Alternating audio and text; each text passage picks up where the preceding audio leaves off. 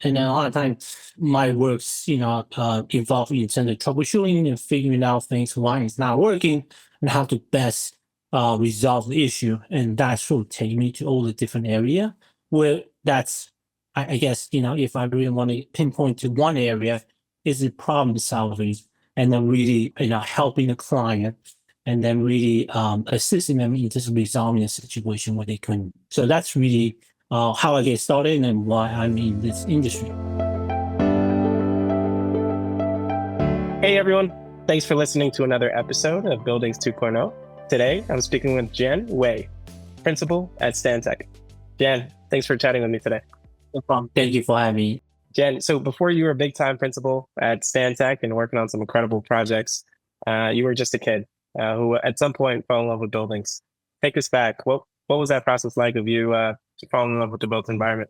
This is a very interesting story. I always tell this to people. I was born in Taiwan. I came here when I was about 12. And then throughout my middle school, high school, it was a transition of just trying to learn the cultures and English, etc. One of the things that I think everybody, most of the kids, they go through doing their high school is the guidance counselor, and then they try to plan your path forward in terms of your career going forward. At that time, I really had no idea. I knew at that time I was pretty interested in drafting and problem solving. And then obviously in Asia, in Taiwan, my math was pretty good. So I remember sitting down with my guidance counselor. He was asking, okay, so what would you like to do in your career going forward? As I was preparing for college, he was saying, at that time I have no idea. Like most of the kids, I have no idea. So the guidance counselor looked at my school. He was like, oh, you're doing pretty well in math and mathematics and drawing. Have you ever thought about engineering? I asked the person, what is engineering? What does it do? The guy didn't know. The guy told me that, hey, it's about math and stuff. So I think you'll like it. I said, okay, no problem. So I took his word and I went to, Stony Brook. That's when I get my bachelor degrees. And then that's where I really, dove into mechanical engineering as a background and learned a lot of things about that.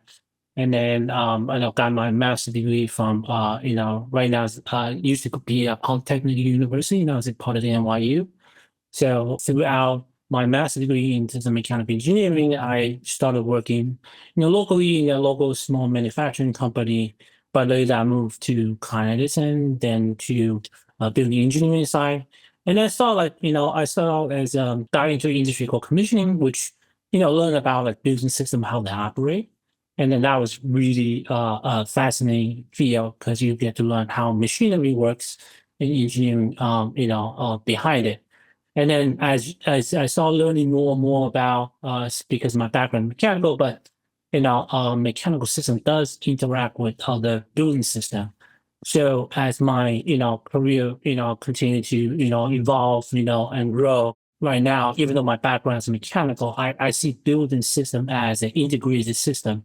It's not just like a human body, it's not just, mechanical, it's not the bones, it's just vessel, blood vessels, brain, eyes, ears, it takes a lot of different components for the building system to operate, right? To work correctly. Yes, mechanical system is a big component, same thing as electrical and plumbing, but they all sort of integrate as they have to work together as a whole. So, that's where a lot of my interest is really understanding how that sort of interact. And then, it took me down to many different other discipline, where typically in a building industry, you typically, are very isolated within like your own discipline because yeah, it's a very, very a lot of knowledge and then information you need to learn, but it's difficult to sort of learn other discipline. But through my interest, because I really like, and then a lot of times my works involve in terms of troubleshooting and figuring out things why it's not working and how to best resolve the issue, and that sort of take me to all the different area where that's I guess, if I really want to pinpoint to one area, is the problem solving and then really, helping the client and then really assisting them in just resolving a situation where they couldn't. So that's really how I get started and why I'm in this industry. To continue on the analogy of, Mhm. you know, building systems, almost Mhm. like the human body, and you mentioned that in many times you're in problem solving mode. What are some of the most common problems of existing MEP systems inside of Mhm. a building? We're in New York City with Yeah. a lot of existing inventory. What are some of those common challenges, the kind of the human, or in this case, building systems? When I first started, the building system is very, I wouldn't say it's very simple. It's just, it was designed to do a very specific task.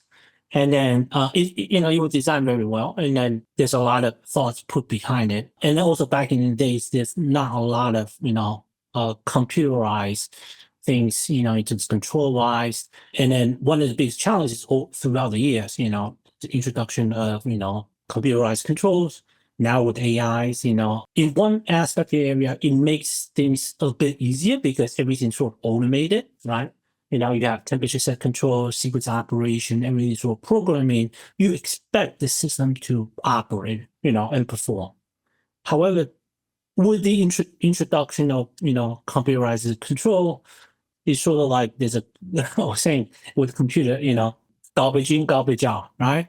So a lot of times when system, even though you have the computer is really good at doing tasks, but if those, parameters are not set up correctly, or if there's certain things that are not operating correctly, that can throw out the entire system, right? So at the same time, it becomes very complicated, because a lot of people don't really understand how computer control works, sequence operation, and then also with the introduction of building efficiency and then, decarbonization, there's a lot more. It's not just about operation, it's about optimization. And then by applying optimization now, it's not just make sure the valve opens, make sure, we're meeting 72 degrees. It's a lot more than that. And that's where like there's information disconnect is in terms of how, because most of the building operators are trained to how to operate the building. They are not trained to how to optimize building operation. And then, optimize for performance and optimize for operation, two different things.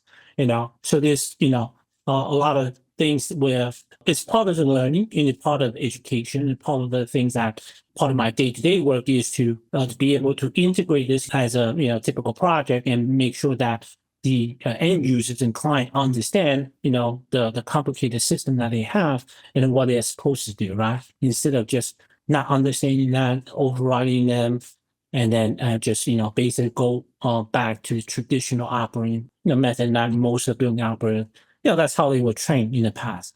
So, but it's sort of bringing them up to speed, and then slowly introduce some of the new parameter like right now with AI, and then it's not just how to do optimization, it's to predictive analysis and performance-based tracking. And these are some of the critical things that the building operator need to understand, and building designer need to know, so that the system that's spec'd out has the capability of providing those type of functionality that is meeting the industry requirements. Tell us a little bit more about that. You mentioned predictive. So we were in a world where it was not computerized, Mhm. and now Yes. building systems are computerized. What's the next step for us? I'm pretty sure a lot of people are familiar with the term digital twin. It has been a very hot topic word for the past few years. And there has been a lot of struggle in terms of sort of define what that is.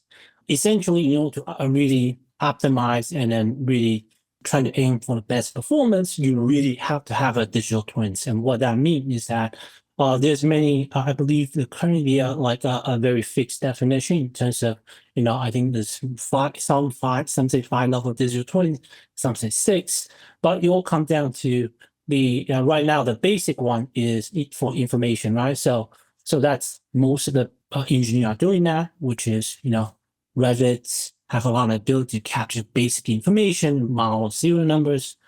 And then the next step of that is really data tracking, using EMS system tracking historical information, ensuring everything is sort of operating through that.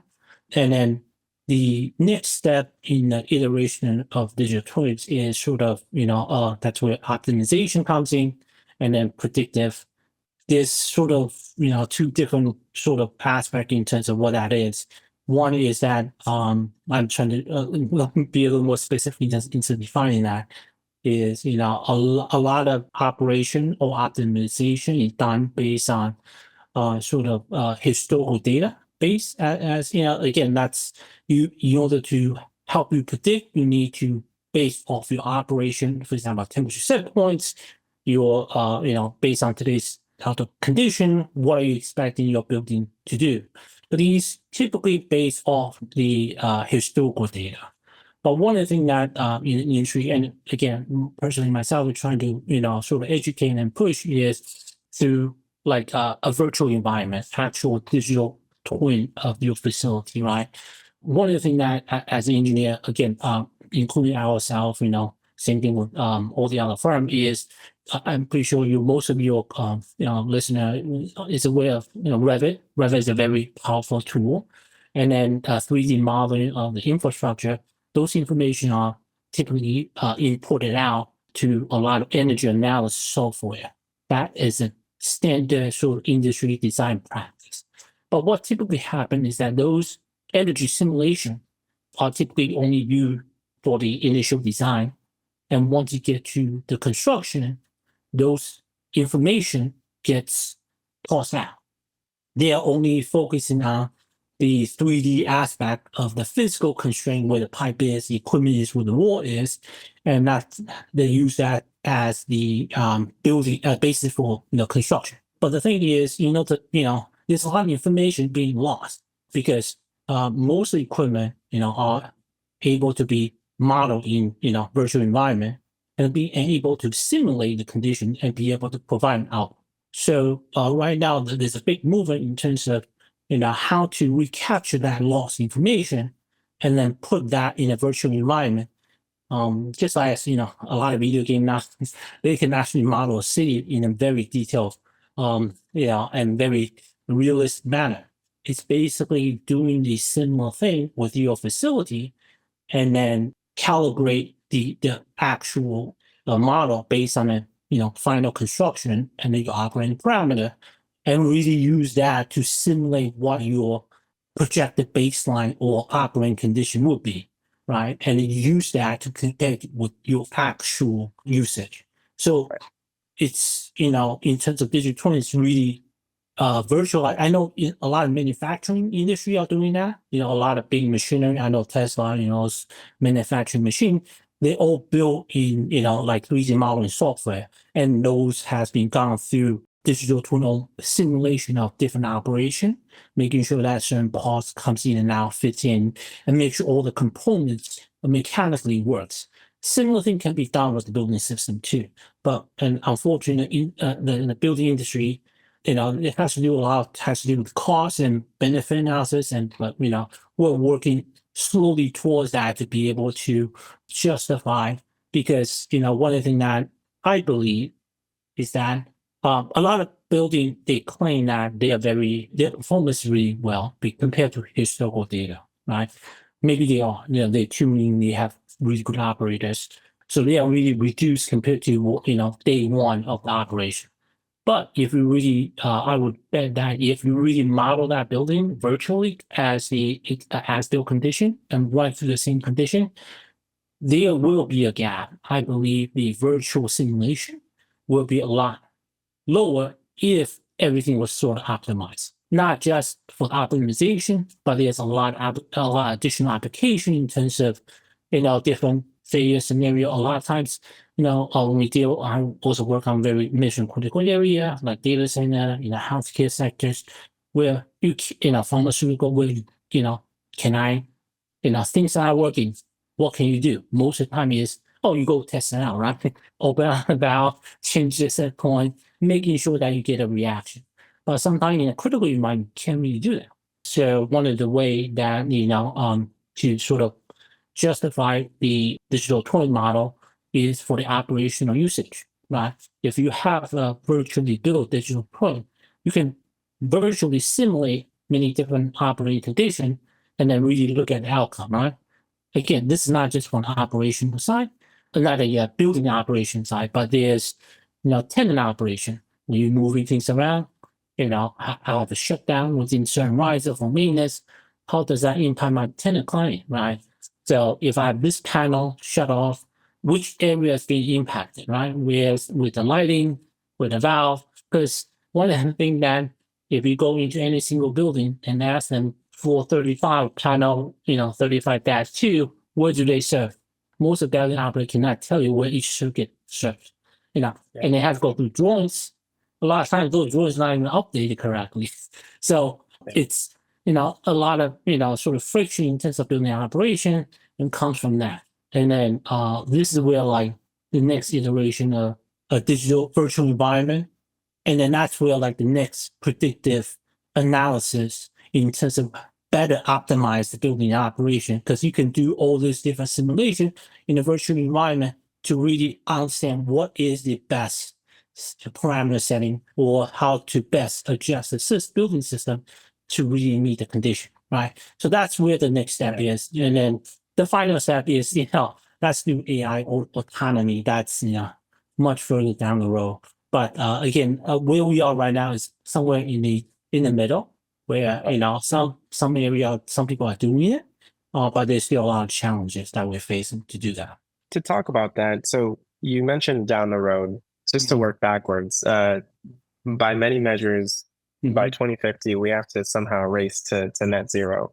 Yes. Meaning reduce our emissions to very, very minimal amounts. There's a lot of buildings out there in the world, but even if you zoomed into just New York, I think there's about 1.1 million buildings just in New York.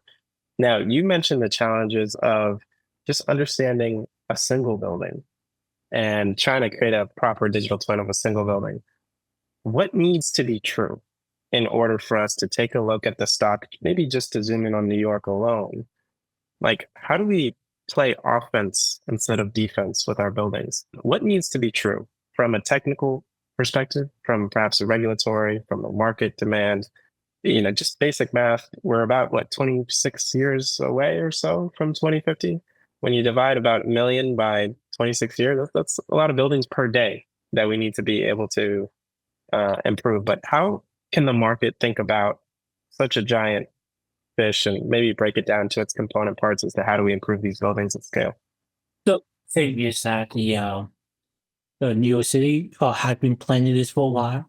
Like I mentioned earlier, there was the greener building plan was the first initiative that was introduced back in 2000, I believe 2009. Then there was the long-term objective goal of reaching 80% reduction in 2050. So from there has been a lot of regulatory requirements that came out, like Local 87, which is Russia Commission and Jordan, and I believe most of them are familiar with. Local 84, which is the annual energy benchmarking of the building, and then introduction of Local 85, which is the really focusing on the energy code compliance, and also this ADA, which is the lighting code compliance and sound metering. And then obviously the big one, which was introduced in 2019, is the most people know as Climate Mobilization Act or Local 97. So what the New York City sort of has prepared the industry and the building owner is, initially when they try to tackle this problem, one of the things is, if we can measure it, we can really manage it. So that's where Local 84 is, where each building are required to submit an energy usage. So hopefully the building owner understand where they stand. But, it sounds good on paper, but not every, building owner is Tishman's bias, high science, building professionals that look at this, every day. So that's where like Local 87, where they introduced the sort of like the annual car inspection for the large facility, where you introduce building professionals like myself, and now a lot of the other engineering firms are doing this to be able to do the technical aspect of thing and be able to present to the owner, and then hopefully present a finding where it's not just good for the environment, but also economical. There's economic benefit for that, right? So the city has very slowly sort of prepared the building owner are looking prepared for this, And then the biggest and the most aggressive, which is local 97, for any building that's, less than 25,000 square feet, had to, actually, it started already. The building data is year 2024. The first filings is May 1st, 2025. So basically, there are incentives out there to making sure that, since 2009, if you haven't done it, or 2019, when building owner learns about this, they should have really step on and really look at, understand like where my building is at, right? And then once you understand where your building is at, and then, you can help and then take that next step to, okay, am I in compliance? If not, how can I get there? And that's where, building professional, industry professional like us can help. And also for those people that may not be fully aware or like had, operating budgets, like a facility management team on. One of the good things about New York City is, I wish they did this back in, 2009, 2010 when they introduced Local 87, is there's a organization, New York City, it's called New York City Accelerated Program. It's a free, it's sort of like 311, for New York City for like local 97 and any other specialized local law. People may be building owner may have questions about like local 88, 97, and now solar, 134, 97, 92 and 94, the green roof and solar. So these are the newest agency that can help ownership that may not have the technical or resources be able to really understand it. They can support them by providing, because they sort of network with all the industry partners. We are part of the New York City Accelerated Program, and just as part of the firm that be able to provide and counseling or consulting services. They have not just a consultant; they also have contractor that be able to provide perform the work. So there is like a support system being set up by the New York City currently in terms of helping the New York City building owner to tackle this problem. Obviously, there's other more area in terms of financing, things like that. So, but there is a central hub, called the New York City Accelerator Program, where people have any questions regarding to this, they can reach out to them directly. If they don't have any people like, any engineering consultant not aware of this, will be able to assist them. They have somebody that's available from the city side. Because the focus right now is making sure that this implementation of local 97 is successful. Right now, for them, the goal is right now. I believe I was part of the local 97 advisory group. I think currently, initially, they were expecting, I think, 80% of the building to be in compliance with the initial the 2024 to 2029 requirements, but it turns out, it's much higher. And right now, they are projecting about like 85 to close to 90% of the building will be in compliance. So, which is good news for a lot of building owners. But a lot, there's still some building that still needs, support on that. I would urge them to try to reach out to New York City Building Accelerator to help them on that, or, your engineering or consulting services partner that you work with to really get on top of that. Well, walk us through a scenario. Let's say for the 10% of buildings that are not in compliance, we've figured out a way to help commercial landlords kind of verify their footprint, get the proper energy usage data. If they're not in compliance, what does that day two look like for them, right? Like, what are some of the common reasons why a building might not be compliant? The reason why a lot of some buildings are not in compliance with that, it has to do with a couple of things. One, there's a lot of very older building, like pre-war building, pre-1960 buildings. Back in those days, energy code was not part of the building code requirement. It's best practice, but it's not really a requirement. All the way up to from 1968 code, all the way up to the 2008. Even though in 2008 code they sort of introduced that in the early 2000, but it wasn't a focal point. It wasn't until they introduced a local law, I think a local 85, where they really put their foot down from the building department side on really enforcing the energy code compliance, where since the early 2010, a new project or building was forced to be in compliance with building code. That's the reason why I mentioned, obviously there's been a lot of turnovers and things, since then. So they were expecting as a tenant move in and out, or as building code modification, they are updated to the latest code, which has better installation, equipment, controls, right? So the buildings are more efficient. But there's obviously, you older building which hasn't gone through that, and then that's where the focal point of the new city from the city agency side. Their focus area currently is not on the commercial side; it's more on the multifamily, which is they're forecasting that that's where the biggest painstaking point is in order to bring them to compliance.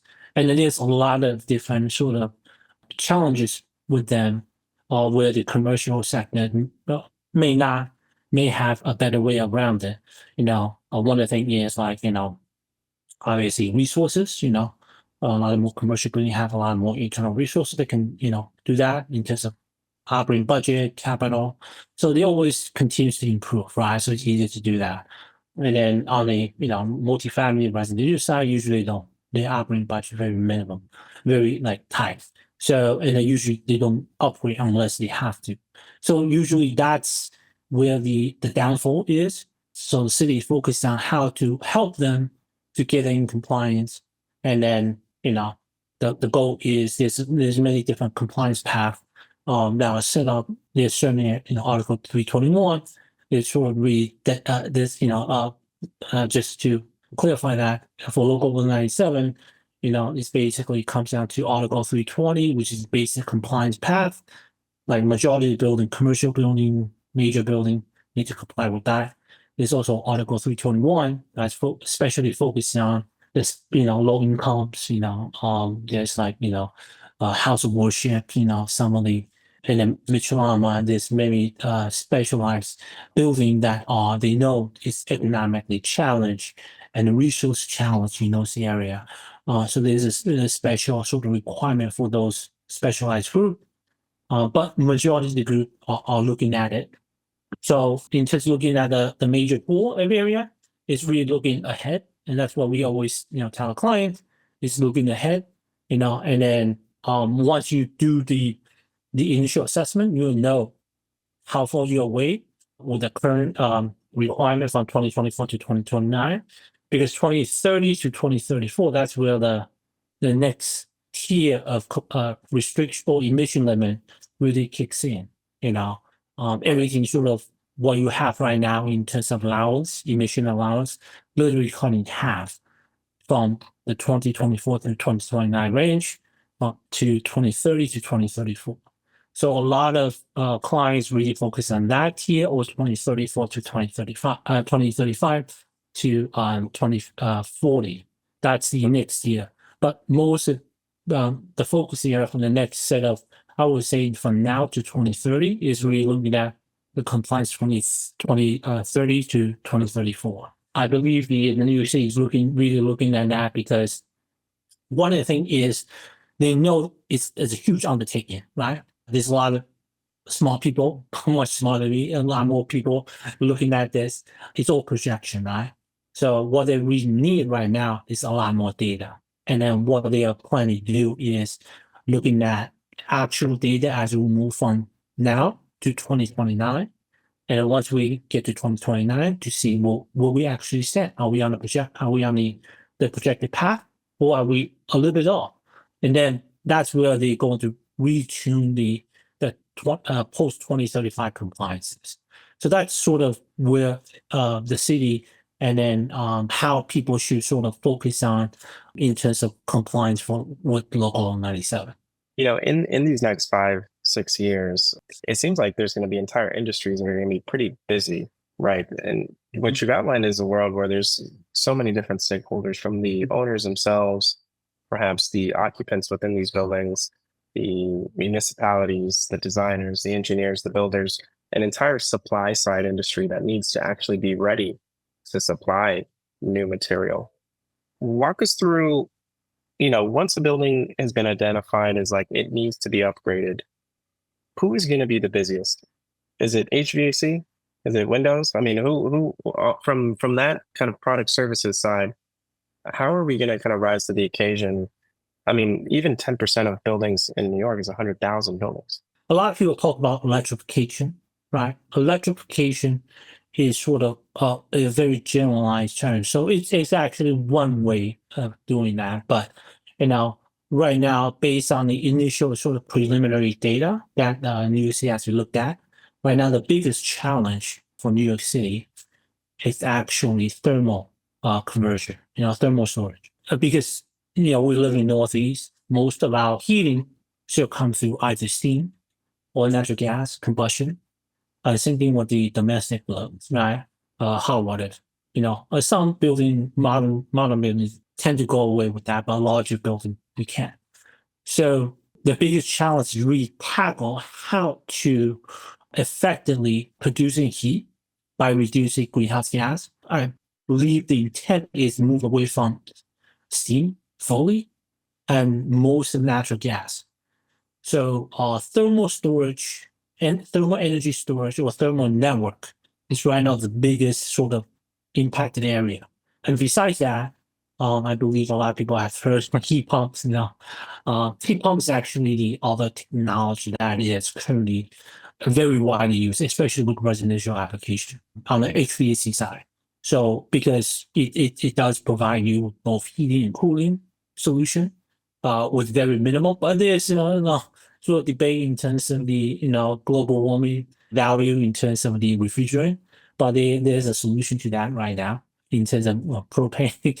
But won't dive too deep on that. But just saying that there's the biggest right now in terms of HVAC side is looking at heat pump system, which for we are looking. I think they are predicting the next from now to in the next 5-6 years, the heat pump industry is going to be really busy. It's not just a small heat pump that you look at on your window unit. For a large commercial application, they have heat pump chillers. So they put in heat pump basically everything because of the effectiveness in terms of providing both cooling and heating. And then it's the technology is the heat pump system coupled with some kind of standard storage system, and then looking at how to distribute the energy heating system throughout the building. So that's sort of where the technology is sort of really looking at. Like that's where most of people are looking at in terms of how to really tackle the issue of meeting the thermal requirements, but by not using the traditional energy sources. So those are the area where most people are looking at. And then those will be, I believe, the next industry, going to be very busy in the next foreseeable future. You have the benefit of hindsight in your career. You spent some time in around buildings. What do you know now that you wish you could tell, a young Jan back in Taiwan as he was embarking his engineering career? What would you tell him that you know now to say a 20-year-old Jan? That's a very interesting question. What do I tell? I mean, as you going through the education system and really just pay attention to what's going on in the surrounding, and then really take interest in the area that you're interested in, and really get involved. There's a lot of different area, especially academically. In terms of next development, like AI technology, in terms of it's not just for like data center for all the other stuff. I mean, building system is also require those, how to best operate. So, and then how can AI be, help New York City to predict energy costs, where the people are.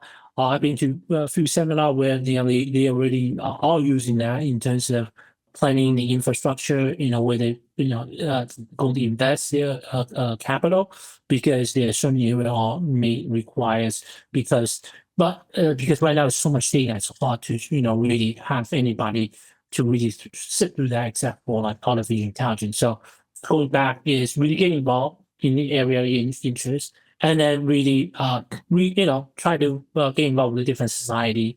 There's a lot of industry, like ASHRAE.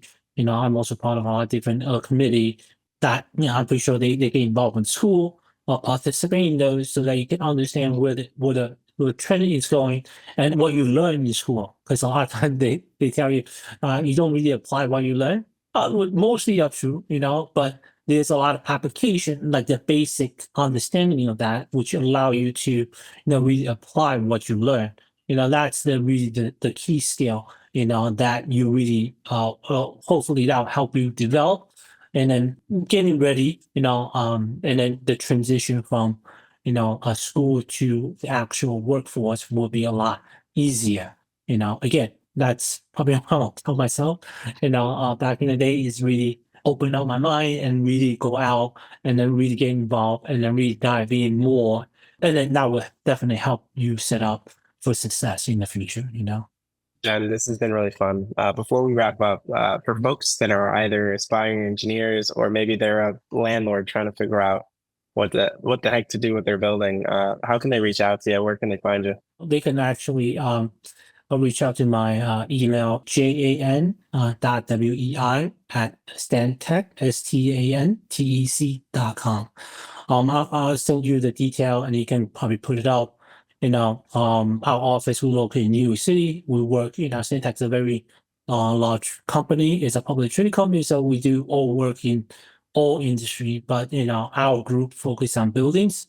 So you have any issues or questions, feel free to reach out to us, to our group, and then we can, if we cannot help you, we can definitely direct you to somebody that can definitely assist you on that. Amazing. Really, really fun conversation. I really appreciate, I think, hearing your perspective, both on just where the industry is going, Yes. where it's at. Also, not investment advice, but it sounds like heat pumps are going to be keeping a lot of folks pretty busy. Energy storage, thermal storage. And thermal storage. So Yes. we're going to have to do a part 2. Let's keep in touch. And thanks again for jumping on. No problem. Thank you for having me today. Thank you, everybody.